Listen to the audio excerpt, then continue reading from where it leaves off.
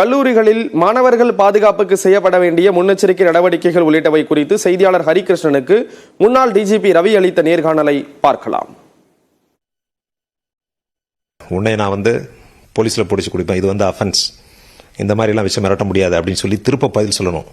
அது மாதிரி எந்த அஃபென்ஸ் நடந்தாலும் உடனடியாக புகார் கொடுக்கணும். இல்லைன்னா குற்றவாளிகளுக்கு அதே ஒரு மிகப்பெரிய தைரியத்தையும் ஒரு ஊக்கத்தையும் தந்துவிடும். சார், இப்போ ஒரு காலத்தில் எஃப்ஐஆர் அப்படிங்கிறது ரொம்ப கான்ஃபிடென்ஷியலாக இருந்துச்சு. இப்போ எளிமையாக அது வெளியாகிறது. அது எங்கே சார் அது தப்பு நடக்கிறதா நீங்கள் நினைக்கிறீங்க? இல்லை, எஃப்ஐஆர் இப்போ புகார்தாரரும் வாங்கிக்கலாம். அது டொமைன்லேயே இருக்குது. அதை அக்யூஸ்டுக்கு ஒரு காப்பி கொடுக்கணும்னு சொல்லியிருக்காங்க. புதிய சட்டத்தில் கூட இத்தனை நாட்களுக்குள்ளே எஃப்ஐஆர் காப்பி வாங்கிக்கலாம்னு சொல்லியிருக்கு. எஃப்ஐஆர் காப்பி வரதுல ஒன்றும் தப்பு கிடையாது. பட் இது போன்ற குற்றங்களில் சிறுவர்கள் மீது நடத்தப்படுகின்ற குற்றங்கள், பெண்கள் மீது ஏவப்படுகின்ற இந்த மாதிரி பாலியல் வன்முறைகள், இது போன்ற குற்றங்கள் எஃப்ஐஆர் வெளி உலகுக்கு கொடுக்கக்கூடாது. பாதுகாப்பு அப்படிங்கிறது ரொம்ப குறைவாக இருக்கிறதா நீங்கள் பார்க்குறீங்களா? அதுக்கு மாணவர்களை பாதுகாப்பு என்ன மாதிரியான ஆக்ஷன்ஸ் அவங்க காலேஜ் தரப்புல இருந்து எடுக்கணும்னு நினைக்கிறீங்க சார்?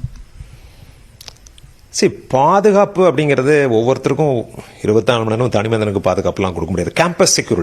கேம்பஸ் செக்யூரிட்டினா அதுக்குன்னு ஒரு ஸ்டாண்டர்ட் ஆப்ரேட்டிங் ப்ரொசீஜர் இருக்குது. பெரிமீட்டர் செக்யூரிட்டி, ஆக்சஸ் கண்ட்ரோல், இந்த மாதிரி இருக்குது. அதே மாதிரி எவ்வளோ பேர் உள்ளே வர்றாங்க, எவ்வளோ பேர் வெளியே போகிறாங்க, ஸ்ட்ரேஞ்சர்ஸ் யார், எத்தனை பாஸ் கொடுக்குற பாஸ் சிஸ்டம், அதே மாதிரி எலக்ட்ரானிக் மேனேஜ்மெண்ட் சிஸ்டம்லாம் இருக்குது.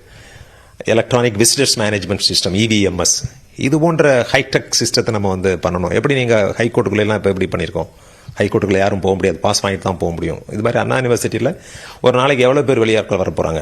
ஸ்டாஃப் வருவாங்க, டீச்சிங் ஸ்டாஃப் வருவாங்க, நான் டீச்சிங் ஸ்டாஃப், ஸ்டூடெண்ட்ஸ், அப்புறம் விசிட்டிங் ஃபேக்கல்டிஸ், கெஸ்ட் ஃபேக்கல்டிஸ் யாராவது வருவாங்க.